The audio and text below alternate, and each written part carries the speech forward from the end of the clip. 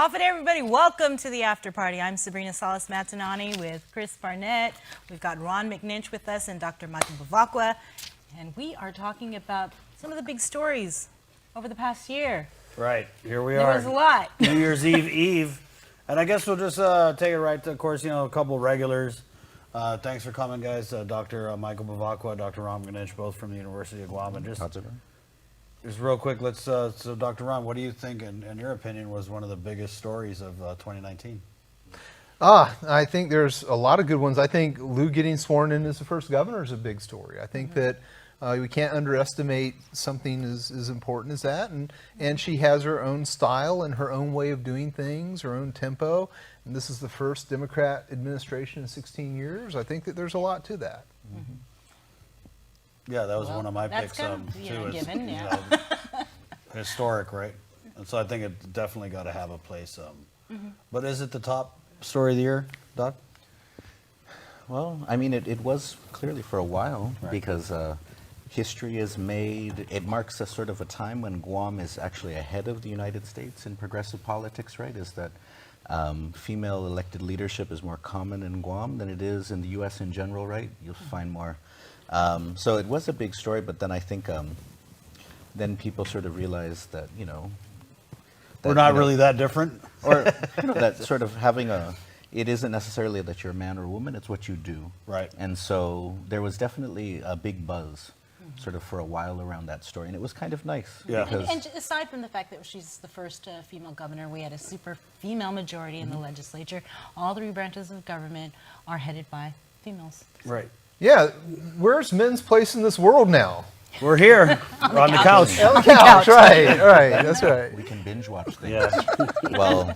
While they're running the world, we can binge Did you watch guys things. think there was a little bit of and I don't want to use the term letdown, right? But so you're right, there was a lot of, and I don't even know if hype is the right word, but definitely the future as a Familon was a thing this year. But I thought what I found interesting was that so many of the people who were on that train aren't on it now here in December. And I think that there was they were able to get a lot of support. And I don't know if it's just because it was the election and there was campaigning, but it kind of seems like the whole thing just kind of fizzled out, No, Especially when we had that power struggle at the legislature. I mean, there was a whole big to-do, ladies' legislature, we're going to do so much. And first there was like a power struggle for speaker. You watch any episode of Session and it is just so petty. You have people, women cutting other women off, I mean, they might as well call each other names. It's crazy. No, I think that, it's always good when historically excluded groups sort of reach a certain level, but then we just have to always remember that, especially in a democracy, it's not just that you have you are something, it's what you kind of do and what you bring to the conversation and bring to the debate. And so just the fact sort of that women are now sort of at the forefront, it doesn't necessarily change the politics. It can change the politics. It can possibly change the politics, depending on how much feminist theory you read, or how much sort of indigenous sort of feminist theory you're into. But part of it comes from the people. So it's interesting because once sort of we had all this female elected leadership, then we can see that even if they're put in place, the society themselves aren't necessarily ready to accept it, because from day one there was sort of this feeling that it is pettier than usual. Whereas when it was male-dominated, there was never sort of a bunch of look at that cockfight over there again. All these Mr. Speaker, So that's one thing that we also have to recognize, is that when women get into power, it doesn't necessarily mean that sort of the things that kept them out of power are finished. And I also think that although we have never had a woman governor, I think traditionally, and we haven't been westernized for so long that we're not matriarchal anymore, but women, man, we could go through Guam history and there are just so many prominent, powerful women who were in positions of leadership. So I'm not, and again, I mean, a year later, it's kind of late. I'm not trying to rain on the parade. I'm just saying that there was a lot of hype, and I think that a lot of it was used to galvanize support for them. And I'm not sure that they're going to have that same support in 3 years. So we'll see. No, it's what they build from this point on, right? Is that we had this historic, powerful moment, But then it'll be up to sort of the legislature and Lou to figure out sort of what is the legacy of this moment. What can they kind of what can they do together to really kind of build from that? And just today, you said there's still 3 years to go. And just today, the governor's office, they released their 5 wins. I don't know if this is part of a series. There's going to be another 5 tomorrow. Okay, so So the it's going to 5 be like wins. a top 10 thing. What were the 5 wins of this administration this year? It was raising the minimum wage, 100 law enforcement Medicaid or recruited. Medicare. Yeah, law enforcement. $127 million for Medicaid. Cannabis. And then the top one was cannabis. And so I got. And those I mean, are actually big stories. Cannabis was a especially huge legalizing story adult use of marijuana. for this year, Doc. Well, a couple of quick things, and by the way, I always love the after party. It's always a party with Yes, you know. y'all. Okay, I just gotta tell y'all, It's fun. it's a party of the mind. It is, Okay, first, women have it a lot tougher than men do as legislators, and especially when you have a lot of women, you have a majority of women. And men wouldn't get the kind of heat a lot of the female legislators are getting and the kinds of comments that are made about them. Never put up with it. And yet, for some reason, we've allowed this sense of sexism to even be reinforced, even when they're elected to proper offices. And I think that we should give women a healthy chance to be the leaders. They lead differently. They're not the same as male leaders, and we can expect that. And women don't communicate the same as men in a lot of ways. Women are actually a lot more diplomatic and tactful, but sometimes you have to elbow your way to the table to get noticed. If I had it my way in the coming year, I would like to see us return to 21 members in the legislature. And the reason is, when you have a 15-member legislature, everybody has to be in the middle. Nobody can risk to have an outside view. And so I ask this question all the time. Where are the Angel Santoses anymore in the Guam legislature? Right. Where are the Mark Charferses anymore, other than putting on fireworks displays? I mean, where are they now? I mean, that's the reality. I mean, by the way, you got to be an ag at New Year's Eve. Oh, I have to be. It's going to be huge. That'll be fun. But where are the people that are kind of out on the sides of things? Because everyone's afraid of not being elected by saying just one wrong thing at one wrong moment. You can't risk to have a non-centralized position on it. So what do you say to people who hear that and make the argument that, because people are already trying to give us fewer than 15 senators, and it's always a fiscal argument. They say, oh, we need 21 senators, it's a waste of money. Yeah, they don't know what they're talking about. Yeah, I mean, I'm not saying that from Ron McNinch. No, I'm talking about if you understand politics, the more voices you have, the better. And if people disagree, I disagree with Mike all the time on stuff. Yeah. Mike, I do, and guess what? He disagrees with me too, and we're very open about that. Yeah, yeah. I mean, people always forget that if you're a democracy, then it's what you bring to the conversation. It's not what you feel necessarily, but it's what you can kind of hammer out and share with each other, right? Because you come from all these sides, right? And what Ron is saying is absolutely right, that democracies, if they have lots of voices, if they have lots of engagement, that means there's greater checks on power. It means there's greater chances for change. But if a democracy is not healthy for whatever reason, because perhaps people feel like they suck, they're the problem, can't do anything right. This is stuff that we feel sometimes. People are out there in the media, on social media all the time, telling us that Guam is the most corrupt, worst place in the world for all these sorts of things. And if people are out there promoting that for their own personal gain, then they're not helping the democratic conversation.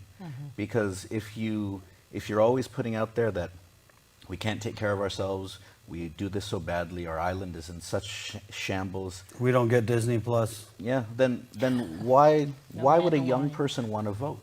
Why would a young person want to serve in government? Yeah. Why would a young person want to give something back to their community? I mean, half these senators don't even want to be senator because they're just always getting, they're getting bashed on. Oh, it's true. But with 21, we could have avoided a lot of these, like with having that super majority and having the votes. They're able to do a lot of things that just wouldn't fly if there was more debate, and we've seen that, with Bill 181 and with some other things this year.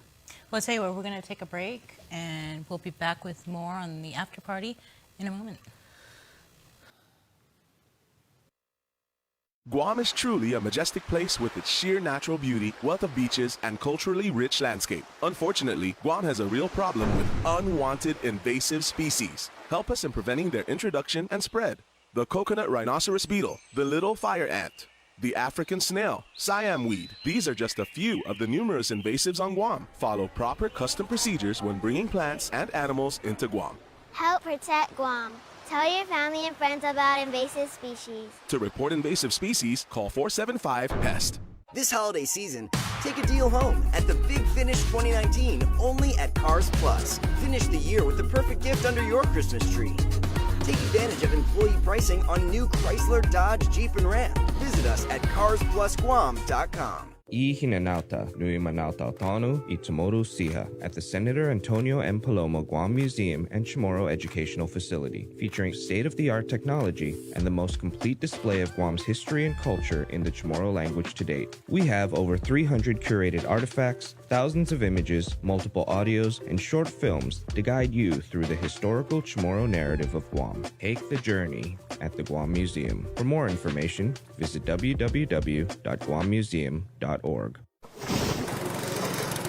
MTO, professional janitorial services with a warm hospitality touch. MTO gives that gift year-round. Pressure wash roofs, pressure wash driveways, lawn service, home cleaning, carpet restoration, office cleaning, commercial window cleaning, floor care. When cleaning is in order, MTO has you covered. Call 647-6861 to inquire on how you can receive the maintenance you deserve. MTO, celebrating 30 years with you, Guam.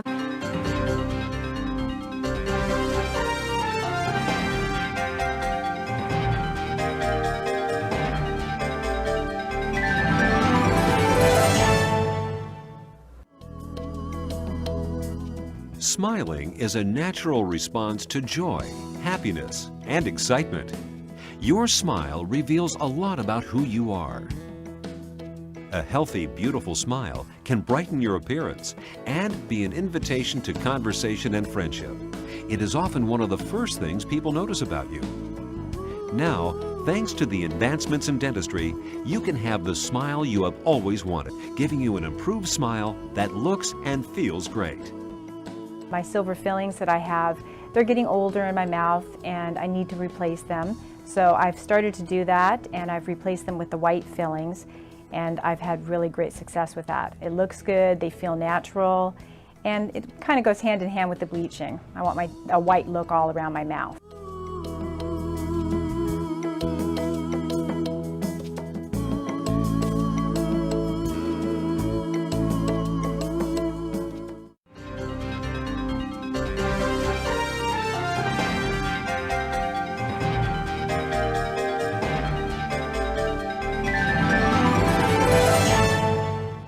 The name Regalu, or gift in Chamorro, represents the generosity in the hearts of all Guamanians. More and more of our children are being removed from their homes due to child neglect, abuse, or other hardship. Let's give these kids the gift of a stable and loving home environment. Please support Igumemanaasi, which will soon open its doors to serve as an emergency foster care facility.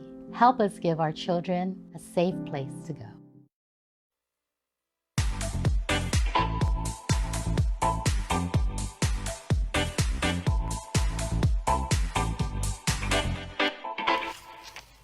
Welcome back, everyone, to the after party where we are looking back at some of the stories over the past year.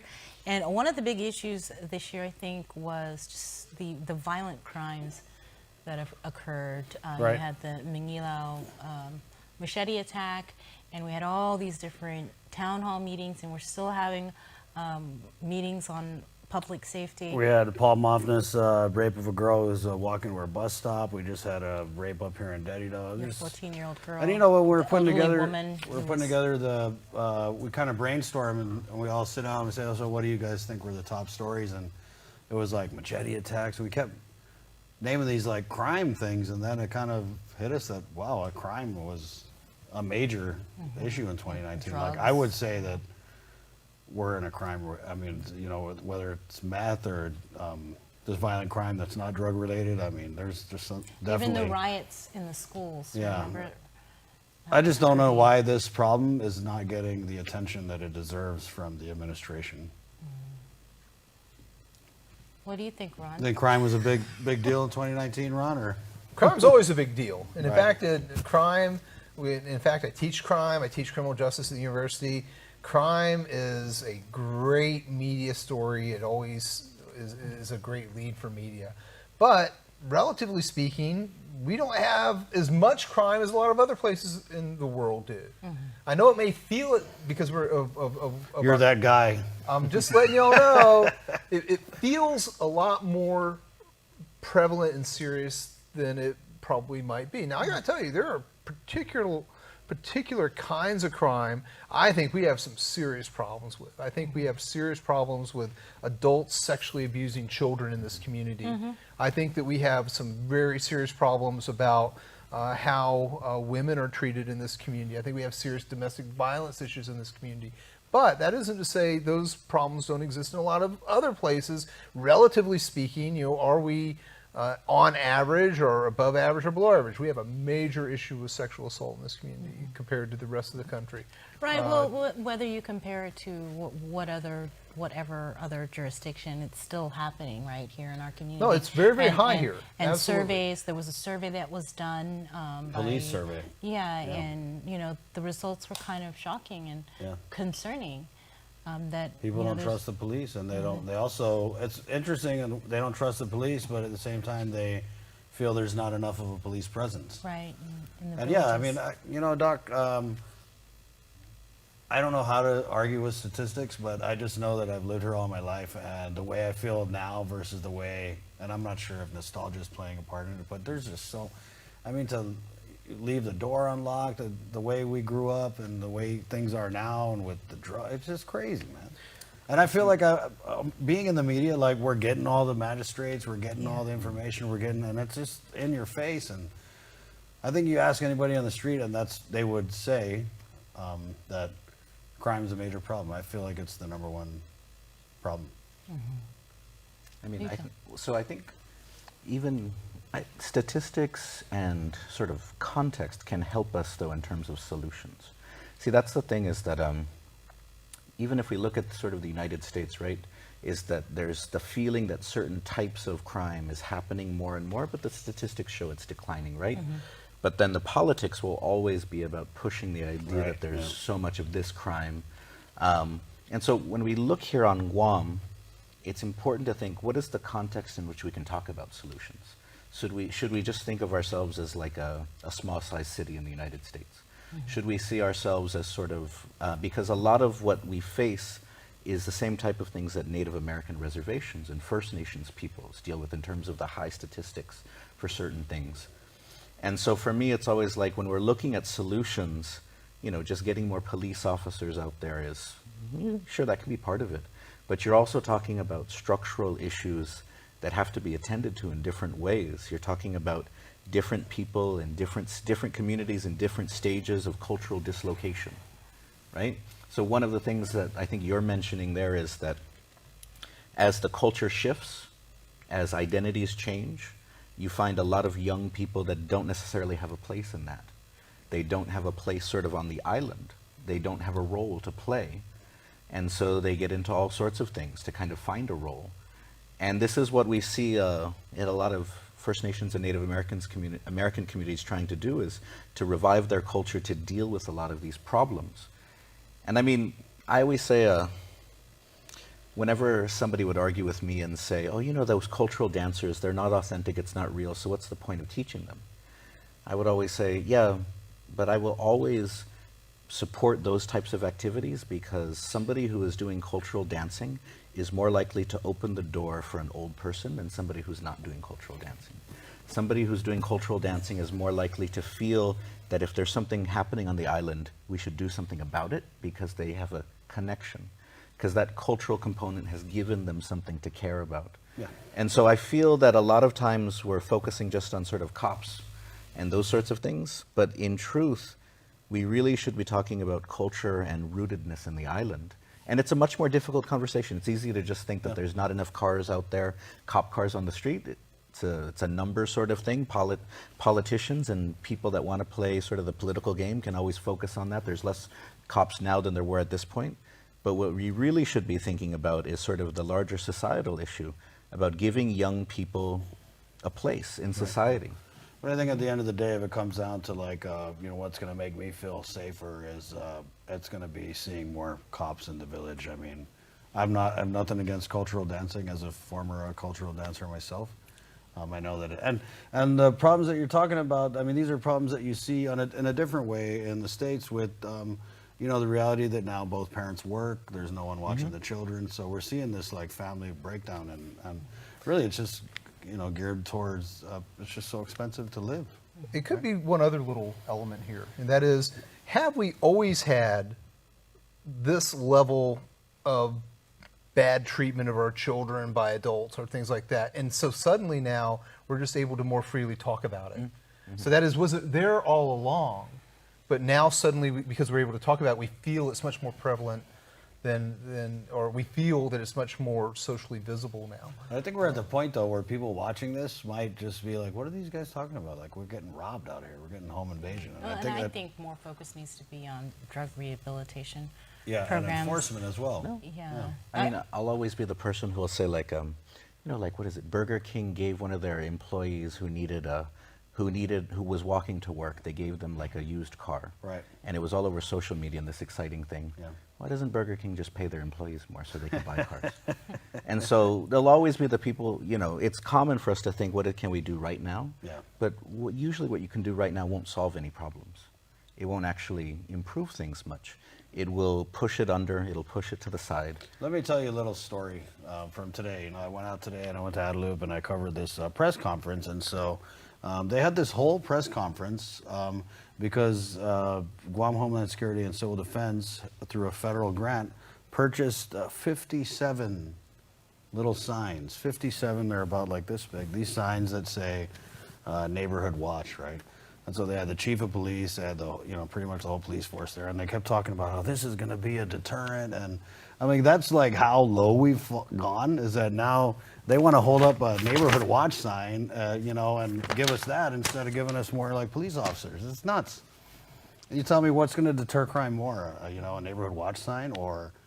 And then we're talking 60 neighborhood watch signs, that's 3 per village. So anyway, you know, because they're trying to empower the community. Right? No, and I totally agree. But that's what I feel is like we're getting less from the government, and then the community's having to step up, and now we got to have a neighborhood watch. We got to put up these signs. Like, we might as well be the police department. I mean, in some ways, if we think about it, that's kind of how it worked before, right? Yeah. You didn't have a lot of cops on Guam before, so the village had to take care of itself. We didn't have a lot of people. Well, and so I think, yeah, whenever I get into this conversation, I mean, I can get super abstract, but we do have to, but we also do got to kind of think about the type of island that we want. Sure, yeah. And so there are certain things that the government can and should do, but oftentimes we forget that we all have roles to play in that too. And I don't even disagree with you. In fact, I totally agree with you. I'm just saying that the way it is now, like, we, the people of Guam, we deserve a baseline. You know, we deserve to expect a minimum amount of public safety from the government. We're just not getting it. I don't care what anybody says. It's just we're not getting it. It's not safe. Another big story, Department of Corrections. We saw the resignation of the deputy director, the director, and we also had the warden detailed to Parks and Recs, right? Until the that's a weird one. Until an IA investigation is completed, which has been going on now for several months after the escape of 2 inmates from the halfway house. Then you have the letters, the anonymous letters related to the National Guard. I could go on, actually, but we don't have enough time. I know. Regarding the National Guard. I wish those people who write anonymous letters would get some guts and actually come out and contact you guys and actually do a real story instead of these little poison pen, you know, scrawl on the bathroom wall memos to whomever talking about what they feel the problems are. And by the way, we have a whistleblower law in this town. We have all kinds of other protections. And if people don't have the guts to stand up and have the moral courage to say what's wrong and they want to write these little secret letters, that's fine. But to me, it's far more worthy if they just came out and said it. What do you think? They're still scared, you know. They would be fired the next day. Yeah. Once they came forward, they wouldn't have a job. That's a They tough wouldn't be issue. able I to mean, provide I for their totally families. see where you're coming from, but Yeah. you know, in talking to these people who are giving us these letters, the fear is real, and I mean, maybe they don't know that there's these amazing protections for them because I mean, they just keep writing letters. But Doc, what do you think? So, I mean, the only thing that I can sort of add on to that is that going off of what Ron said earlier, has it always been like this in the government? And is it just now that there's more transparency and openness and ways that people can communicate things? Because sometimes I think people feel like, oh, it's the current administration or something, it's this leadership thing. And whenever I hear this stuff, I'm kind of like, I don't know. I think there's always these kind of things in the government. But what's different now, and the government has to catch up, is that there's more ways in which ineptitude, corruption, incompetence, these abuse, these things can be communicated. They can be put out there. And so in a way, the government does have to step up its game. That something which no one would have ever sort of caught you doing before, now it can go viral very easily on WhatsApp.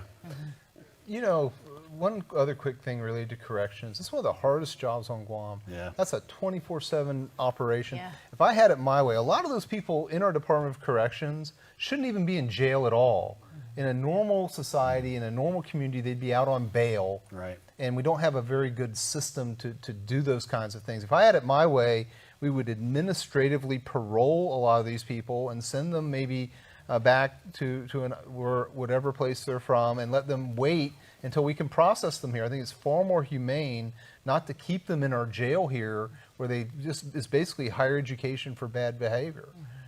In my view. And again, I'm not, saying, oh, I'll send everybody back. I'm not like that. I'm just saying it's more humane not to have them in jail and let them be at home with their families. Doc, I've interviewed, so there's a new director now, Ishizaki, and that's one of his big things is, and they're talking about this, is that there are so many people who are in DOC for pretrial detainment, and the court just has never got around to this electronic monitoring thing. I mean, and so they want to try and push that. And I mean, there's got to be a couple hundred more detainees there at the prison, right?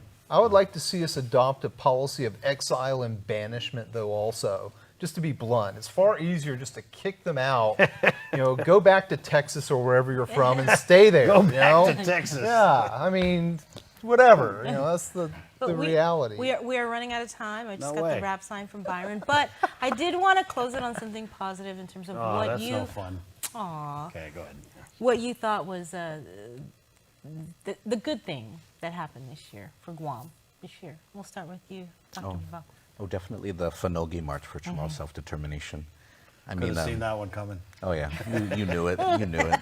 Just waiting for the right moment to say it. But definitely a very big day. I mean, whenever you can get out 2,000 people for something, it shows that it's important, that it should be dealt with, attended to, and so I look forward to the leadership on the island sort of moving us ahead on the decolonization issue. Dr. Ron? There's got to be something good that happened. There is. There's plenty of I good think things. I know, but I'm... You go ahead and tell me what I should say. No. Give me an idea. No. Because you caught me off guard with your question. I know. I wasn't expecting it either. Yeah. Go ahead. I didn't study for positive, Bree. Well, It's okay, I think one of the key things about Guam, and I say this to everybody all the time, because it feels like the same day every day, it's the same temperature every day, it's very, very easy for us to lose focus. And I think that this year we've had a number of good milestones that have allowed us to focus a little bit better and make goals. The key thing, I tell this to every one of my students, grab a calendar, mark your goals on the calendar, and march forward on those goals, and keep track of time. That's the hardest thing on living on an island like ours. It just seems like yesterday, Chris was a teenager when I first met him. He's running around and, yeah, almost. Yep, yeah, pretty much. Back in the day, it's like 24 years ago. That's practically, yeah, totally. Teenager. And he's this like punky guy running around, and now I got hair. Now you're a main news media person. Hey, thanks. Malfunction 2020. There you go. Oh, no. Jofus for office. I guess, is that it? Yeah, that's it. We're out of time. Okay. gonna have to, check out your group chat tomorrow. Yeah, Find out what he thinks is the tomorrow most group positive chat, thing. we're going to do something fun. But I just want to thank you guys, not just for tonight's after party, but for all the after parties throughout the year, and wish you guys a very prosperous and blessed 2020.